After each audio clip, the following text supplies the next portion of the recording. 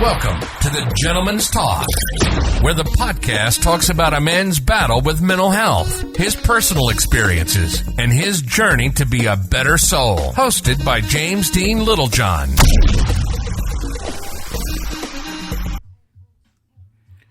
Hi everyone, and welcome back to the Gentleman's Talk. I know it's been a while. I've been busy. I've been super busy. Like everything, life gets in the way a little bit. And kind of carrying on from my last podcast, I was talking about how, the house has sort of fallen through. We've accepted that now.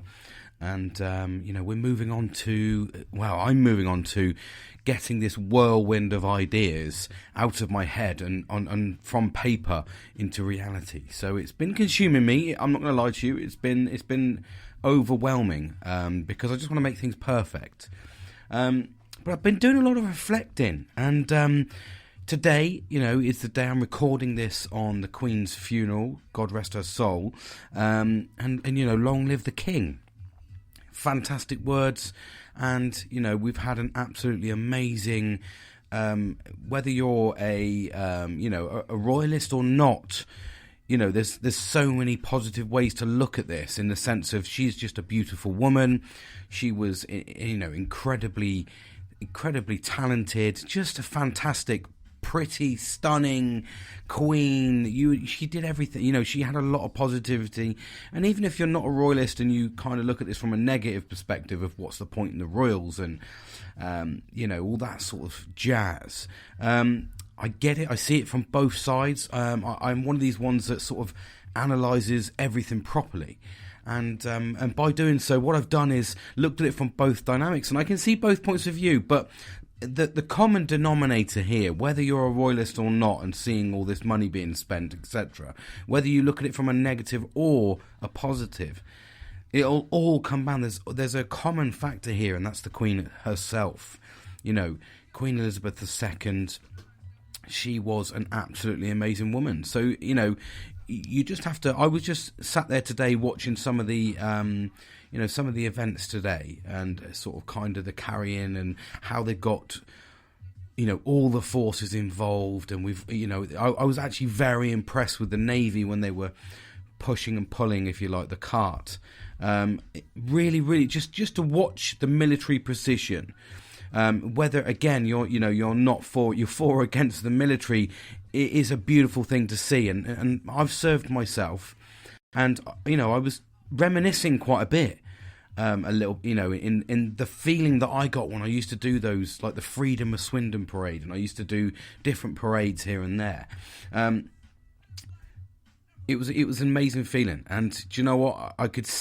You could feel the pride in the air. It was to be British today was this. Today is the epitome of being British, isn't it? It's kind of the Queen, the King, all of the family together, all of the military together, the police, everything, people unified. A really big show on, if you like. It was kind of like a big celebration show for this Queen who's done amazing things, head of the Commonwealth. And today was one of those days where you could truly be British. You looked at what we had and you were like, Christ alive, you don't want to fuck with the Brits. And it did. It brought a lot of good feeling for me, especially as a serving soldier. You can't help but remember and acknowledge that you were a part of that, whether it be a small percentage. When you're in when you're in the armed forces, you are a part of the royalty. You become part of it in some sort of cog, some sort of mechanism. You do your part for king and country at the moment. So it's been an interesting day. It's been an interesting time since my last podcast. Like I said, I've dynamically changed the outlook of my house, and I'm working from the shed all the way up to through the bedrooms and everything. So I've got a lot going on in my mind, but it's because I'm keeping busy. And the reason I'm keeping busy is because I had a little bit of a relapse while I was away last week. I didn't really talk about it because I try not to acknowledge it as much now, and then I was reflecting quite heavily the last 2 days, and yesterday I had this really, really amazing day. I went to play golf on a proper golf course with my best friend. We've done the pitch and putt for 8 to 10 weeks to just get used to the clubs and have a bit of fun. And yesterday we took a chance and played on a proper golf course, and I had a really good time. I underestimated, if you like, the distance you walk. It's very exhausting. But I got time to spend with my friend, and we just put the worlds to right. I had some good conversations with him with regards to some stuff that's been happening in my life, and it was nice to feel I was able to vent. Because I'd had a relapse. And by relapse I don't mean drugs or drink or anything like that. What I'm talking, not that is it's a very, very sensitive subject, so that needs its own gravitas in itself. But I'm not talking about a relapse in my sense. I'm talking about a mental health relapse, and it's kind of, I think, for the last couple of months or last month since we had this devastating news that was chucked my way. Whilst I was away, I actually spoke to my friend, and again, it was really nice. We hadn't seen each other, and he knows about the incident that happened in my family. And although, he came across... although we'd met up, we hadn't seen each other, for a few months. And it was nice to catch up, and we spoke about the incident. And it was weird. It kind of, it brought it back for me a little bit, but it was because I was able to live it and almost try and move on from it again. So I processed it a little bit. So it helped, but it also knocked me a little bit for six.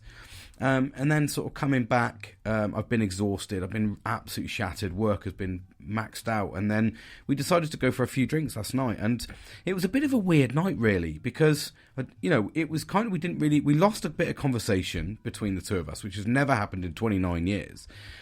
We were kind of like just sort of sat there. It was because I think we actually analysed this a little bit.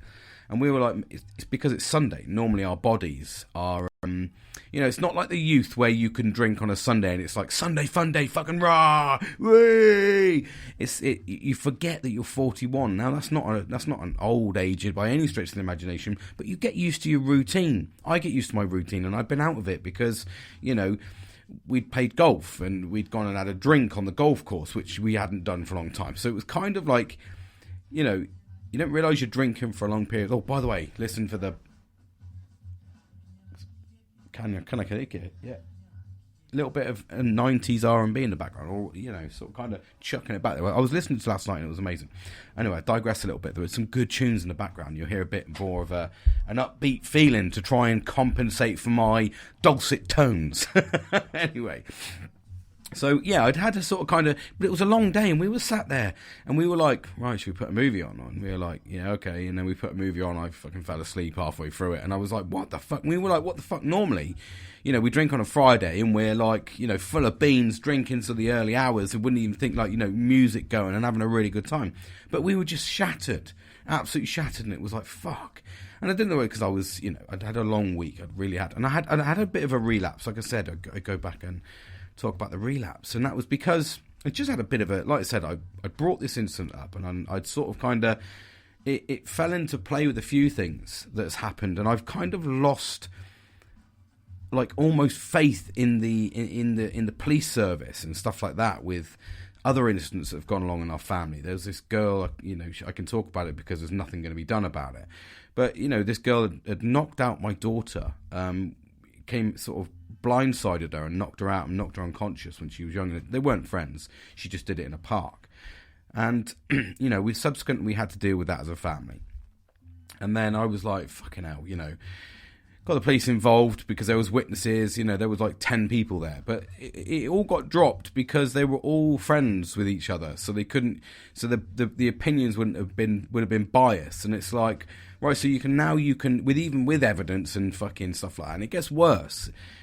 So my daughter had endured that, so we had to deal with the fallout from anxiety and all that sort of shit. So, and this is like the youth of today. I kind of like reflected quite heavily, a little bit with regards to sort of how I'm looking at life, and I'm finding it very fucking hard because I'm looking at this girl that's blatantly knocked my daughter unconscious and affected her. And then we've had this other fucking incident happen, which has like blown us out the fucking water with devastating how bad it is.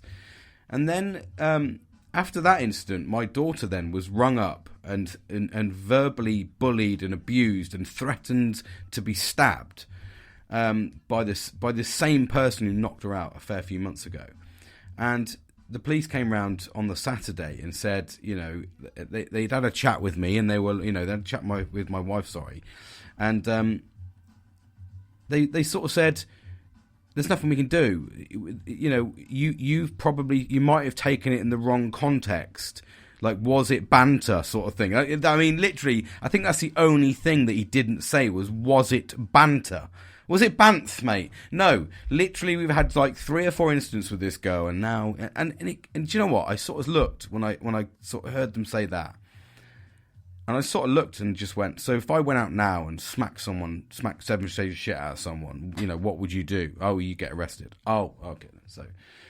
So I can get arrested because I'm an upstanding citizen, I've got a job, etc., etc. But if my daughter, these 4 things that have happened to her, in the space of 2 years, you know,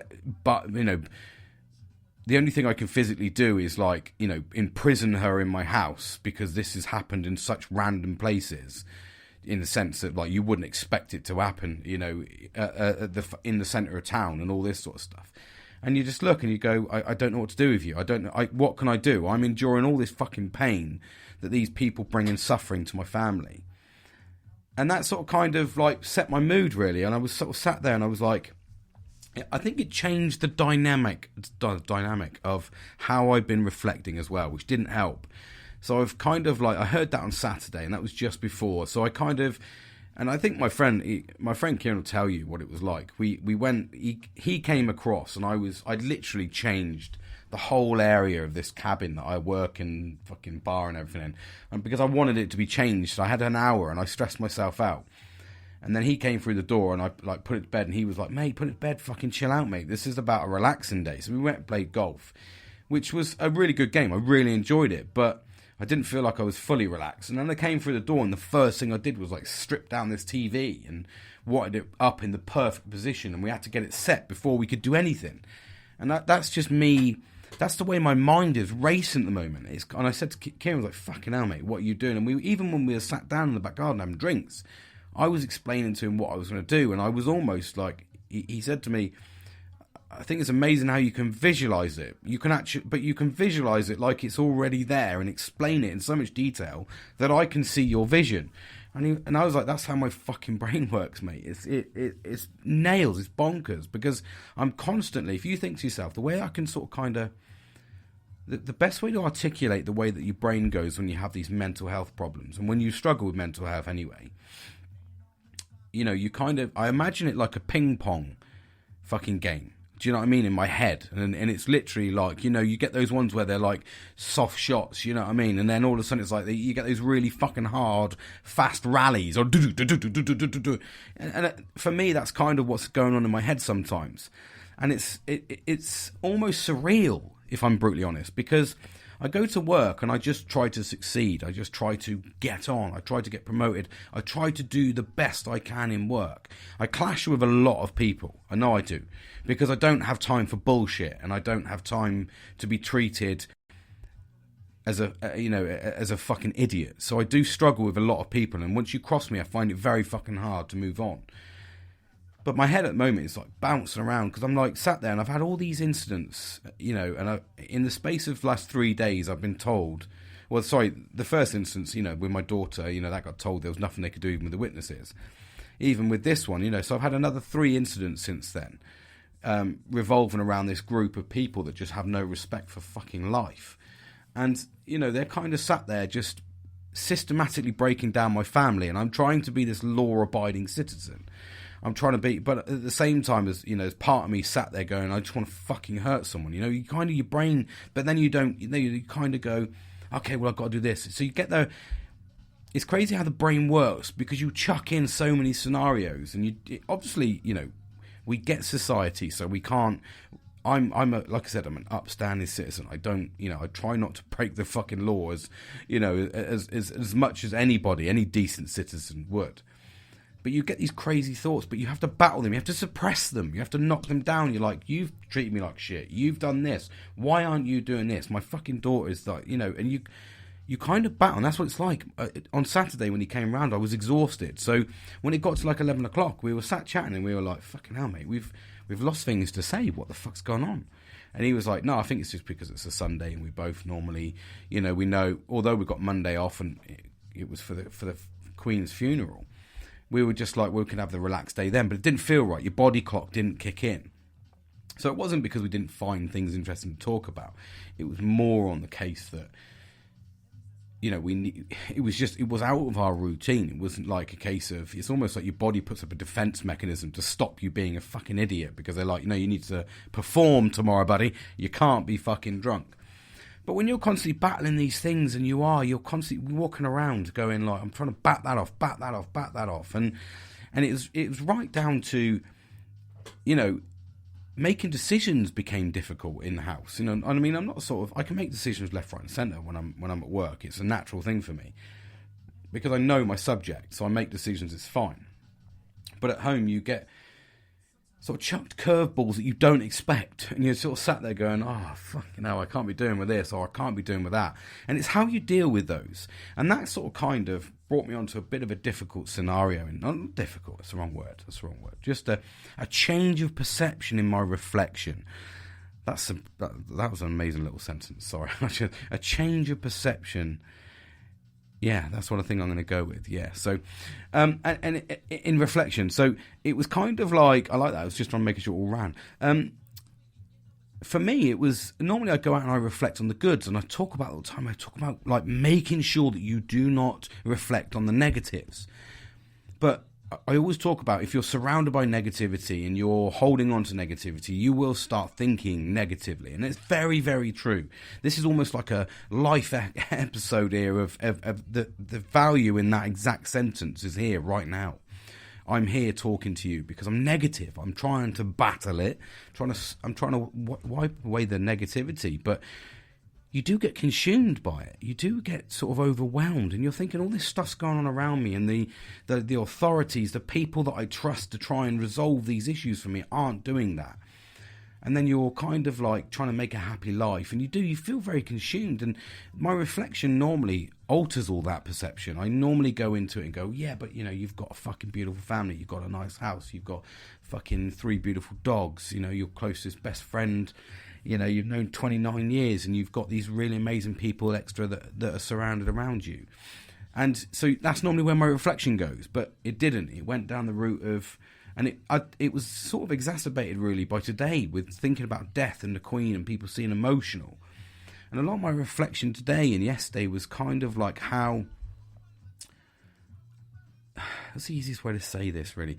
Sort of how easy it is to accept when mental health has won. Do you see what I mean? It was kind of like I was reflecting on thinking where I was 8 months ago, and I was kind of going, when do you get to, how do you get, like now I'm trying to be so far away from that, the word suicide. You try to stay away from that as much as you can, obviously, because we don't want that as a scenario.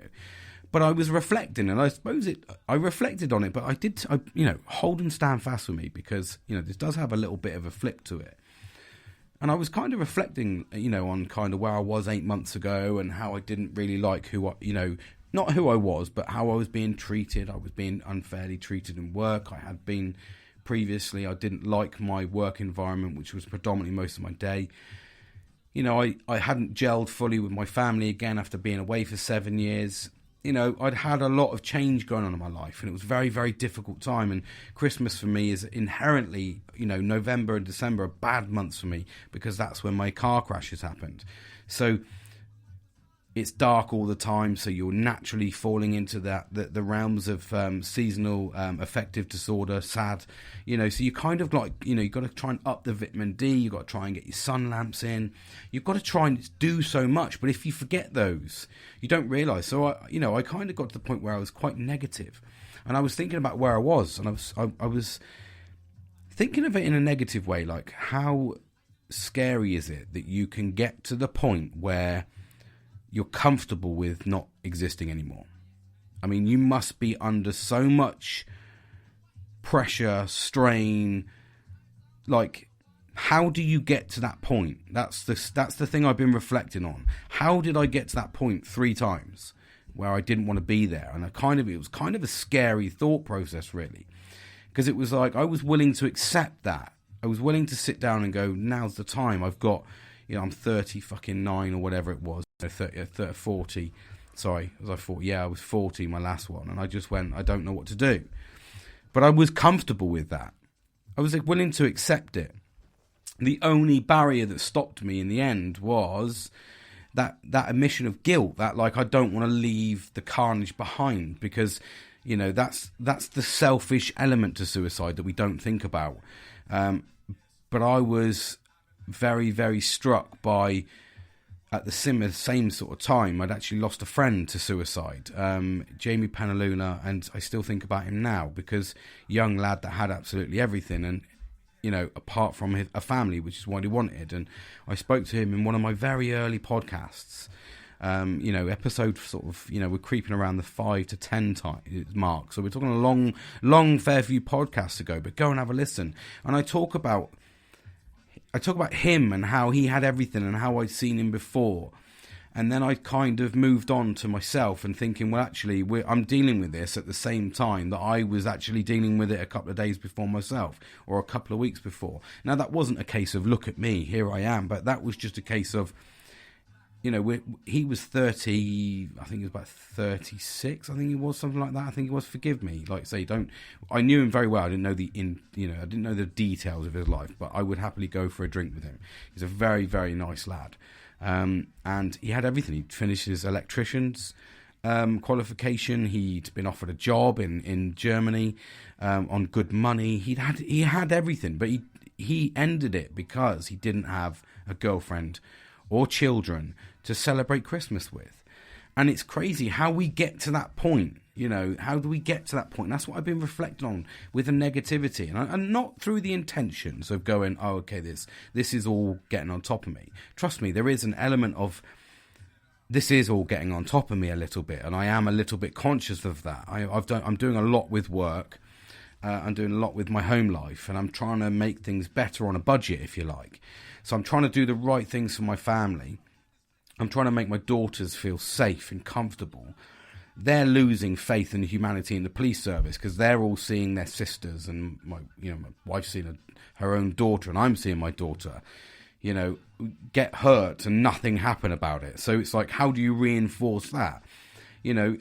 There's a lot going on in my mind. So it's kind of like you're constantly battling all these things, but I still try to remain positive because I'm doing it for them. But there is a time where I will inevitably probably crack, and I'm trying to avoid that as much as I can. And what that does is, like I said, we reflect, we talk, we open up about things. But it is getting to that point. It is getting very difficult, if you like. So, I kind of reflected a little bit on that. I reflected on how easy it was for me to accept that. That was quite a scary thing. It was quite easy for me to go, I've had enough. Do you know what? I'm going to sit there. I'm going to fucking end it. I don't want to be here. And like I said, from the outside in, I looked like I had everything. I had, like I said, limited edition motorbike. I had, that was my hero, Rossi. I had a nice house, nice family. I had a nice car, all standard stuff. I'm not talking flash. I'm not driving a Ferrari. I'm talking, a 20-year-old fucking car.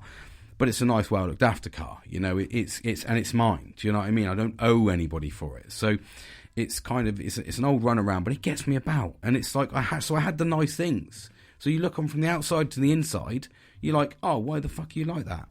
And I've been reflecting, I suppose, on the Queen, and like I said, the not jumping on that bandwagon, but just seeing all the way that people have been.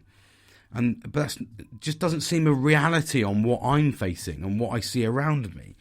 And I suppose that's where I reflected, how easy is it to get to the point where you're willing to stop, you're willing to give up? How easy is that? It's scarily easy, to get to a point where you're willing to accept that you no longer want to be here. And having had those thoughts, they are fucking horrible. They are absolutely, they destroy you. They're a part of, it's almost like I class it as PTSD in its own way, in its own right, if you like. Because when you experience that, that feeling, when you experience that want to not be here anymore because you feel that much pressure, when you actually feel that, and you, in whatever method you turn, and normally it is men going out for walks to try and clear their head, and no, they haven't. They've just got an agenda in the sense that they want to do it somewhere else, a bit more private. And you think to yourself, it's scarily easy to be there. Scarily easy. But that's how much pressure we put on ourselves. That's how much... And I've been reflecting quite a bit, and like I said, the positive element to this is, by reflecting like that and accepting that and owning it, that's what I'm doing. I'm owning the fact that I've been there. I'm not ashamed of it. Part of me, like I'm a very ambitious person in work. Absolutely. I want to succeed. I want to be a leader. I feel I've done enough to prove that. I like being a leader. I love nurturing people. And I don't want people to assume that by me talking about my mental health in this capacity, that, which I do get the odd remark about, that it shows a weaker side of me. It's not. I'm actually trying to embrace it. I'm owning where I was 8 months ago, and I'm grabbing the fact that I'm moving forward with it. I've been in the depths of hell, and I'm still here. And I'm fighting some of the things that you just would not accept in reality. I'm fighting things in my family. There's elements of that is brought, to be fair, a lot. Some people have shown true colours in that light as well, in that sort of sense. That happened 3 weeks ago. And, I've not been, you don't hear people say, it was initial. I got a few remarks initially about this, but you don't hear much afterwards. And it's the after effect, and this is when you rely on those people around you. You rely on talking to them. You rely on having them around you. So it is. There's an element of negativity that's been around the thought processes lately. But at the same time, not really, because I'm accepting who I was. I've accepted the fact that that's been to it. I have a valid reason as to why it got to that point.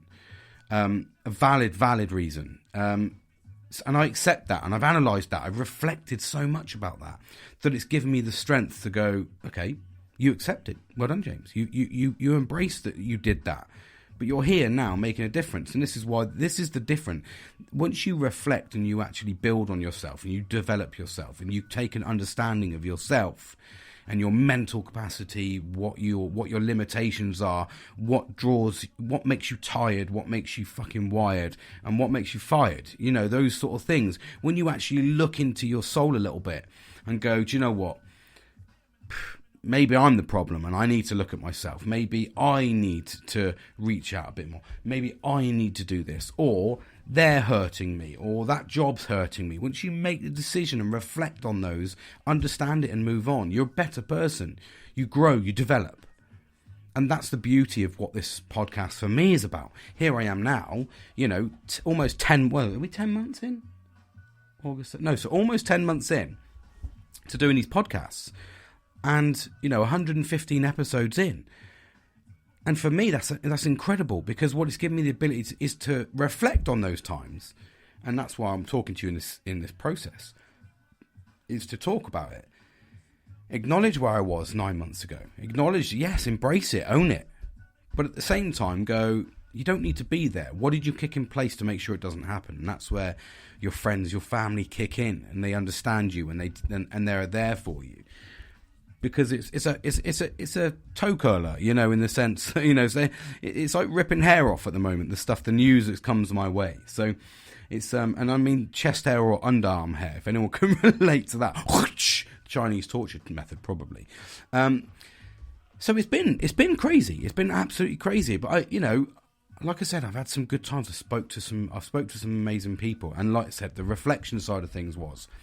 And to offer a positive, because we all like that shit sandwich, don't we? That was the shit bit in the middle, talking about it. But we all like the extra bit, and that was where, when I reflected, and so I've gone a bit dark, and I went a bit sort of kind of, that's where your mind goes. You are dealing with some pretty traumatic things.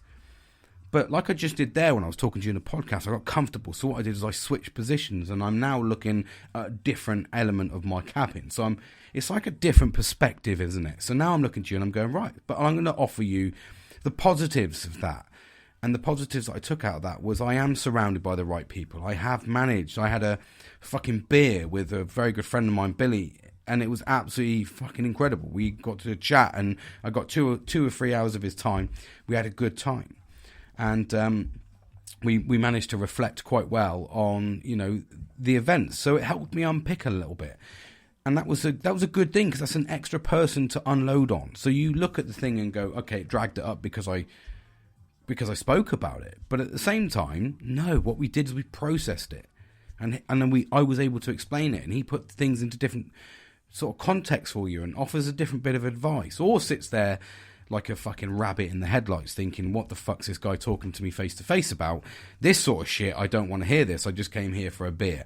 Probably what he meant, but obviously open and honest James fucking spat it out. So I was instigating the conversation, but that was the whole purpose of having the right people around you, is to be able to offload and accept that. And like I said, I had an amazing time with Kieran yesterday. We went fucking playing golf, and honestly, I can't express how good it was to actually reach a decent golf course.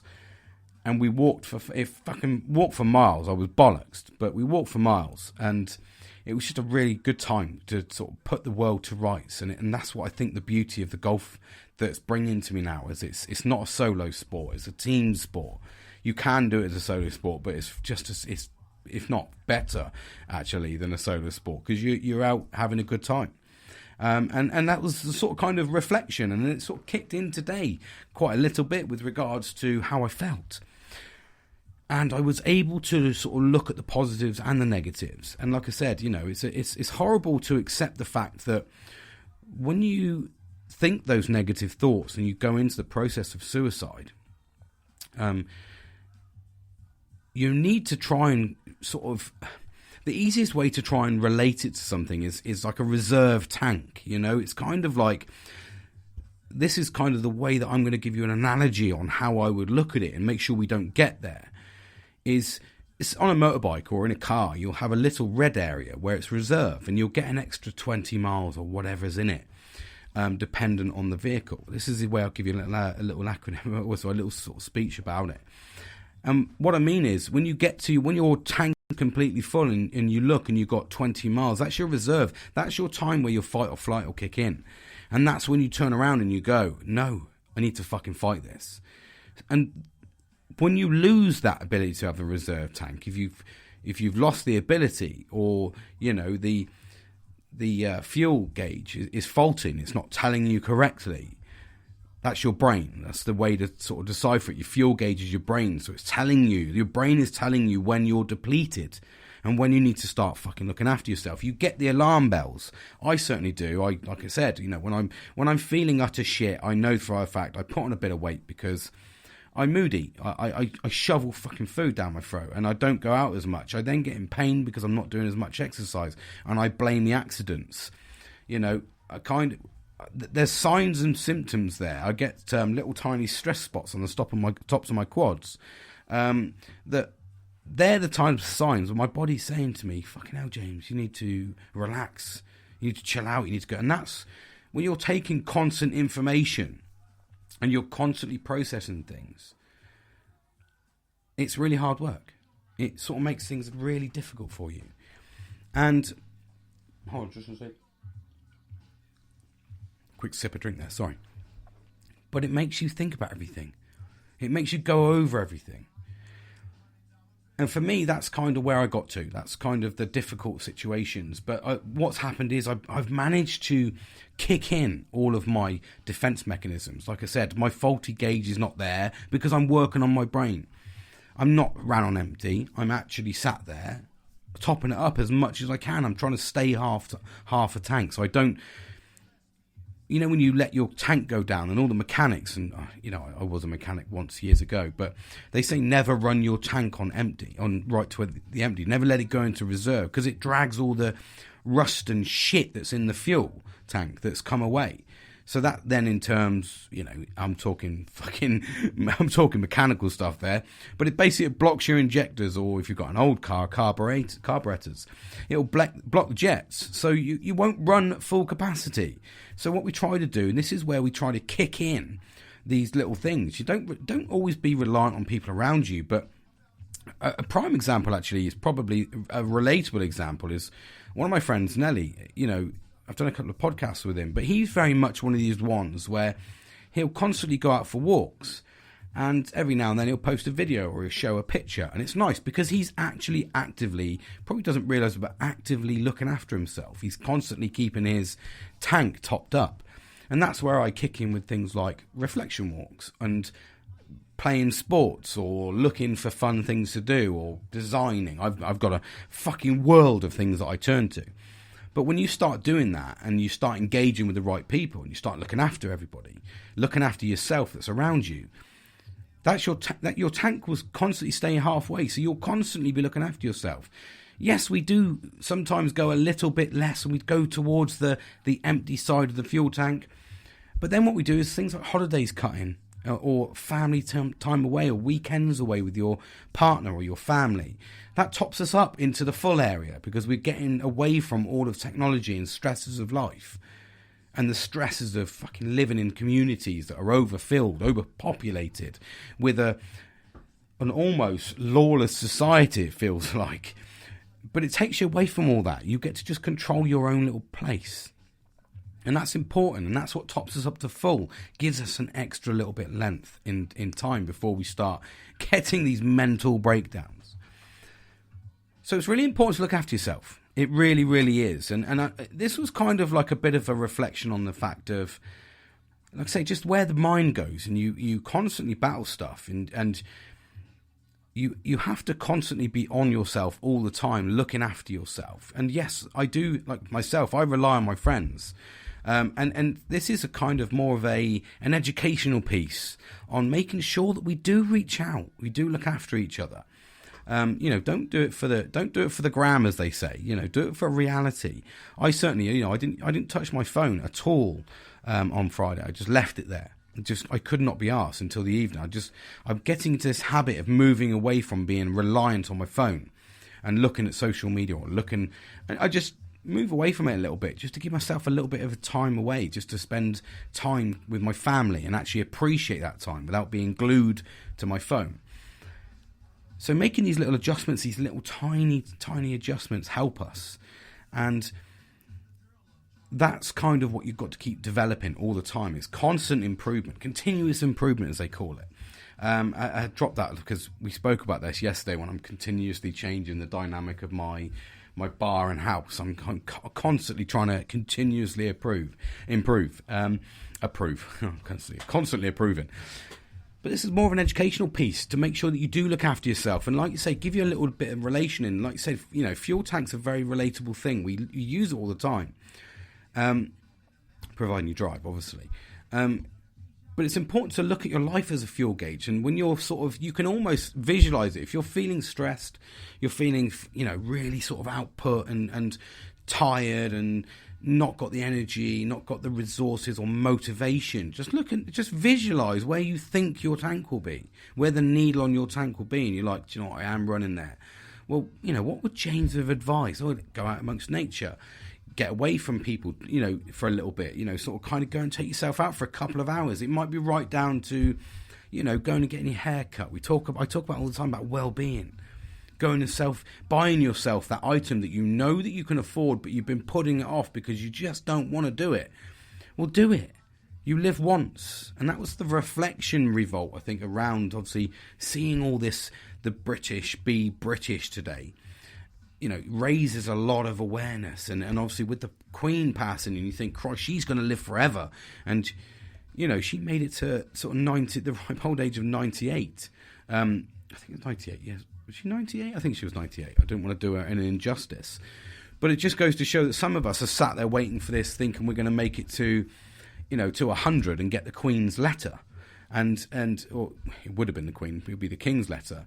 But even someone such as, the Queen, who's lived a very lavish lifestyle, very comfortable, and always eaten wealthily, and that's the stature of being the queen. I fully appreciate it. I'm not holding no negative connotations towards that.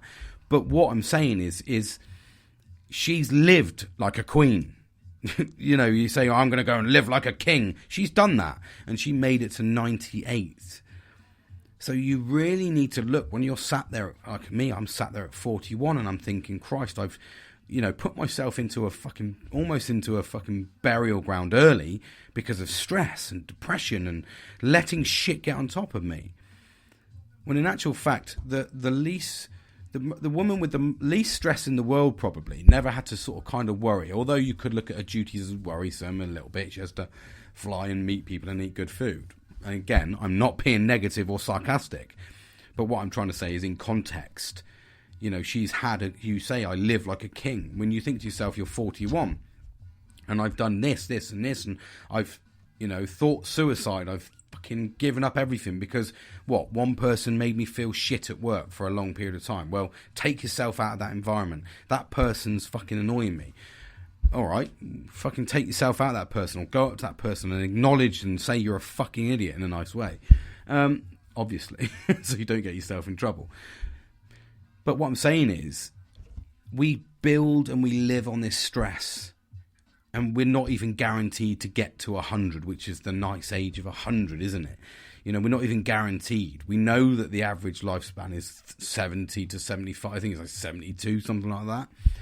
So, you think to yourself, I'm 41, so I've not got very long left on this world. If I keep wasting my time stressing about things and making myself feel fucking shit and worrying about what other people are doing and not just thinking, fuck it, I'm going to go and do that. And that's why we nurture the right people around us. We get those good people around us because we enjoy our time with them. So we're not batting off the negative energy of somebody. We go, no, I'm going to bat him off or her off or whoever it is because they just bring nothing but negativity. I want positivity. I've got a short span on this world. We are a speck of dust in the reality of things. So yeah, things will fuck us off in life, but just push those things that fuck you off aside. Get rid of them. If you can't get rid of them, find the channel that does get rid of them. Find a way. Where there's a will, there is a way. And I think that's kind of where my brain, like I say, it's been a scattergram of craziness this last week. I regressed a little bit. I did feel quite low and sad. I tried to push through it. I've reflected quite heavily on the negative aspects of life. And, it's easy to blame other people. It's easy to blame someone needs to reach out to me. Someone needs to do that. It's easy to say that. But the reality is you need to constantly look after yourself. And even just doing this podcast, I've realised that, it's easy to go through the motions. And you've probably lived and experienced a lot of emotions in the last 40 minutes. I've got a lot going on. But at the same time, I'm stable and I feel confident because I'm doing the right things. I'm reflecting. I'm talking to the same people around me. I'm spending time. I'm managing my day confidently. I'm drinking and eating healthily to a degree. I've had a good weekend. Don't get me wrong.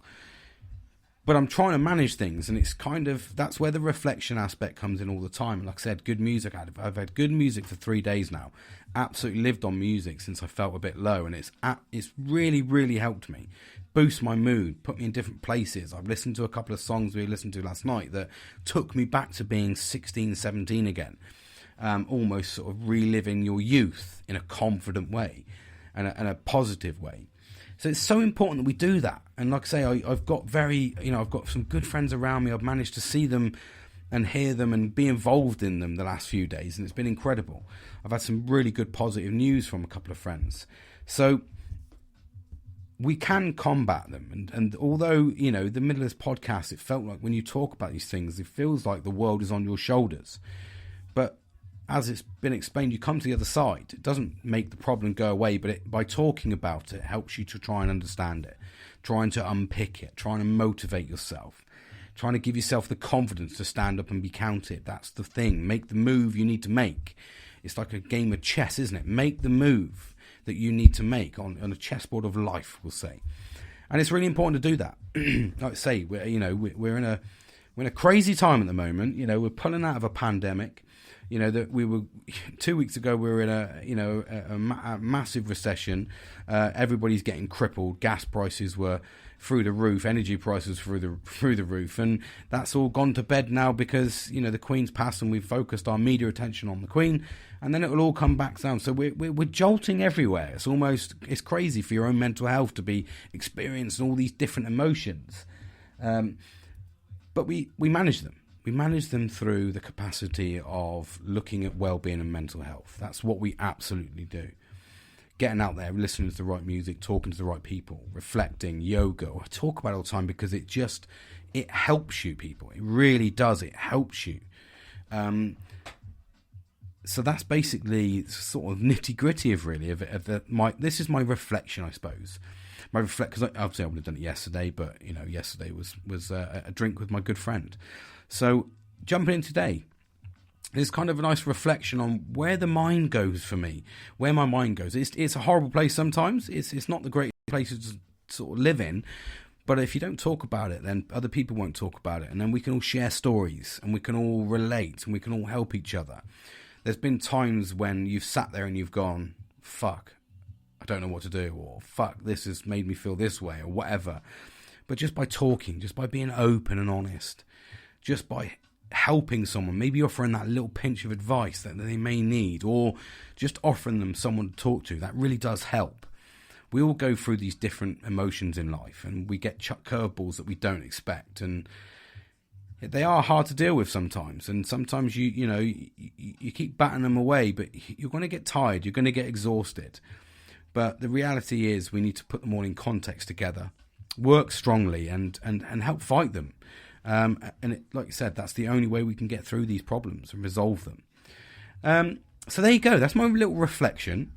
Ups and downs, crazy. But thank you for listening. And hopefully, like I say, I'm going to get a good night's sleep tonight and hit the ground running. I've got my work brain on already. And tomorrow is going to be a great one. I'm just going to hopefully come out with some another really good conversation tomorrow. I'm really feeling the mood now. So it's been really good. So I've got this out the way, the reflection out the way. So have a good one. I will speak to you all soon. Take care and look after yourself.